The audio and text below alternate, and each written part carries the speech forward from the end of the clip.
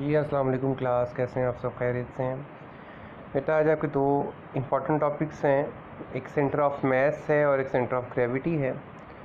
ये बात समझनी है आज। इसके बाद अगला एक लॉन्ग क्वेश्चन आ रहा है, काफ़ी इंपॉर्टेंट क्वेश्चन होगा बेटा। वो लेमिना का इरेगुलर शेप की सेंटर ऑफ ग्रेविटी कैसे फाइंड करते हैं। अभी जो हम बात कर रहे हैं सेंटर ऑफ ग्रेविटी की, वो एक रेगुलर शेप है। कोई भी रेगुलर शेप जिसकी सेंटर ऑफ ग्रेविटी अगर फाइंड करनी हो तो सेंटर ऑफ ग्रेविटी क्या होगी। सबसे पहले हम बात करते हैं कि सेंटर ऑफ मास क्या होता है। सादा से अल्फाज में मैं आपको ये बात समझाता हूँ कि पूरी बॉडी का एक मास है, लेकिन आप गौर करें कि एक ऐसा पॉइंट है जहाँ पे अगर फोर्स अप्लाई करें तो पूरी बॉडी पे मूवमेंट, पूरी बॉडी मूव करती है। तो वही ऐसा पॉइंट होगा जहाँ पे पूरा सेंटर ऑफ मास अप्लाई होता होगा। यहाँ पे फोर्स अप्लाई करेंगे तो पूरे सिस्टम में क्या होगा, आपकी एक मूवमेंट पैदा हो जाएगी। और ये मूवमेंट विदाउट रोटेशन होती है। रोटेट नहीं करेगा, पूरा रोटेट नहीं करेगा, हाफ घूम सकता है, सर्कुलर, सेमी सर्कुलर मोशन हो सकती है। मैं मिसाल यहाँ पे देता हूँ आपको कि आपने वो एक देखा होगा, वो जैसे सोज़ो वगैरह में एक जगूटा जिन बना हुआ है। वो एक इसको क्या कहते हैं, वो एक आसमानी झूला होता है ना, गोल घूमने वाला, और एक वो और होती, शिप सी होती है जिसमें बैठ जाते हैं। वो थोड़ा सा ऊपर जाती है लेकिन काफ़ी तेज़ ऊपर जाएगी, फिर वापस नीचे आती है, उसको नीचे व्हील चलाता है। तो बेटा वही एग्जांपल आप देखो कि पूरी इतनी बड़ी शिप, उसके ऊपर अब हम सब कितने लोग बैठते हैं, हम सब के कितने वेट्स, सबका मैस एक ख़ास पॉइंट पर नीचे जुड़ रहा होता है। वो सेंटर ऑफ मास है जहाँ पे व्हील उसके साथ जुड़ा होता है। व्हील वहाँ पर फोर्स अप्लाई करता है, सारी की सारी शिप को उड़ाकर ऊपर ले जाता है। ठीक है जी। फिर वो शिप वापस आती नीचे, अपने एक्सिस के गिर्द घूमती रहती है। एक सिंपल हार्मोनिक मोशन है, वाइब्रेटरी मोशन प्रोड्यूस करती है, left to right, right to left. Then उसके बाद वो फिर तेज़ करने के लिए फिर उसको क्या करते हैं, व्हील को तेज़ करते हैं, चलाते हैं। तो उससे क्या होता है, वो व्हील ऊपर हो जाता है, लेकिन आप देखो कि शिप के साथ टकराता उसी जगह पर जाके जहाँ पे शिप का सेंटर ऑफ मास अप्लाई हो रहा होता है।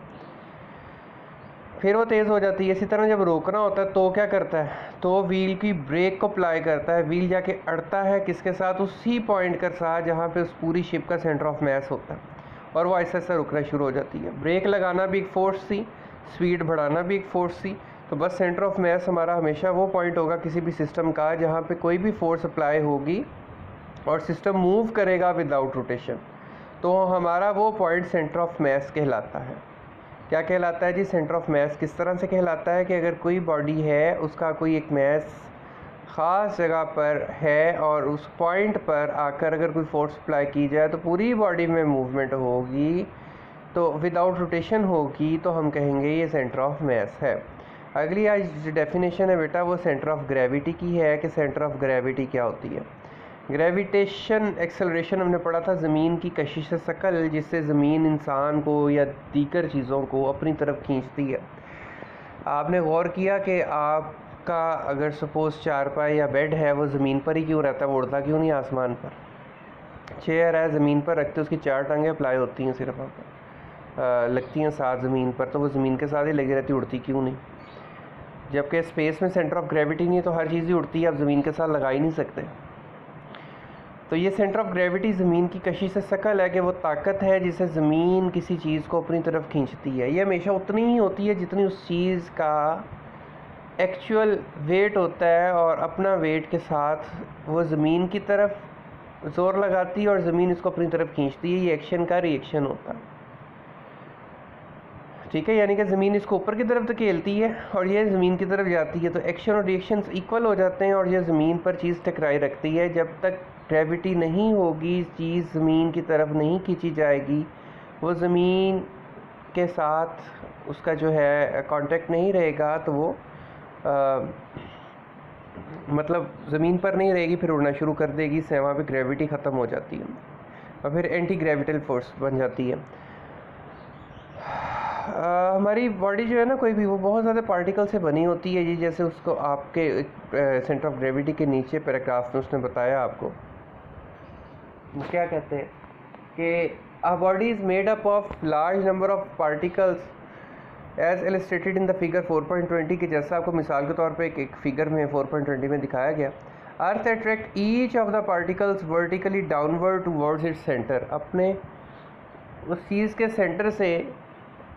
के सेंटर से या सेंटर ऑफ मास से उसको पकड़ती है और अपनी तरफ खींच लेती है, क्योंकि सेंटर ऑफ मास हमेशा वो पॉइंट होगा जहाँ पे अगर कोई फोर्स लगेगी तो वो पूरी की पूरी बॉडी पे अप्लाई हो जाती है, वहाँ से खींचती है। तो क्या होता है, कहता pull of the earth acting on the particle is equal to the weight, ये हमेशा कितना होगा, उसके वेट के बराबर होगा जितना उस चीज़ का वेट होगा।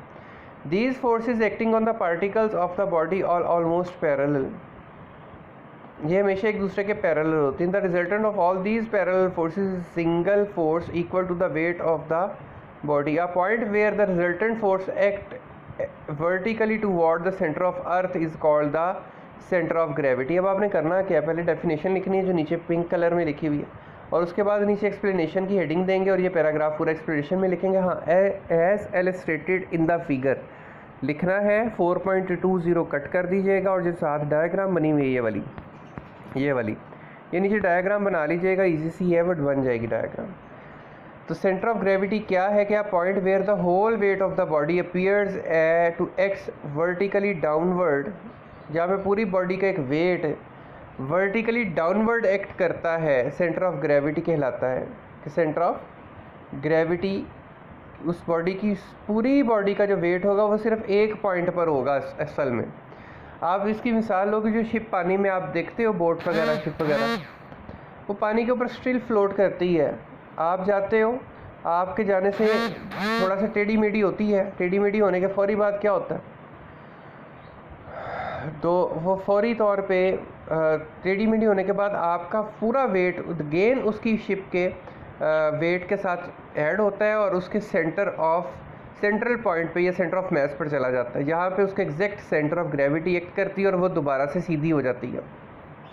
इसी तरह बहुत सी शिप मतलब बहुत ज़्यादा मुसाफिर बिठा के जब शिप चल रही है तो अब देखो थोड़ा सा झूला देती, कभी लेफ़्ट होती कभी राइट होती है, अगेन सेंटर में आ जाती है दोबारा। वो क्यों होता है कि हमारे मैसेज जब भी आगे पीछे होंगे सेंटर ऑफ ग्रेविटी हमारी वहीं पे रहेगी। जब सेंटर ऑफ ग्रेविटी वहीं पे रहेगी तो क्या होगा कि सेंटर ऑफ ग्रेविटी वहाँ रहने से जो है वो वापस मतलब सेंटर ऑफ ग्रेविटी जहाँ पे अप्लाई होगी चीज़ में सारे का सारा उसका जो वेट है वो वहीं पे एक्ट करेगा और वो उसमें सेंटर ऑफ ग्रेविटी अप्लाई हो जाएगी, वहाँ पे सारी ग्रेविटी अप्लाई हो जाएगी और वो बॉडी पूरी ज़मीन की तरफ खींची चली जाएगी।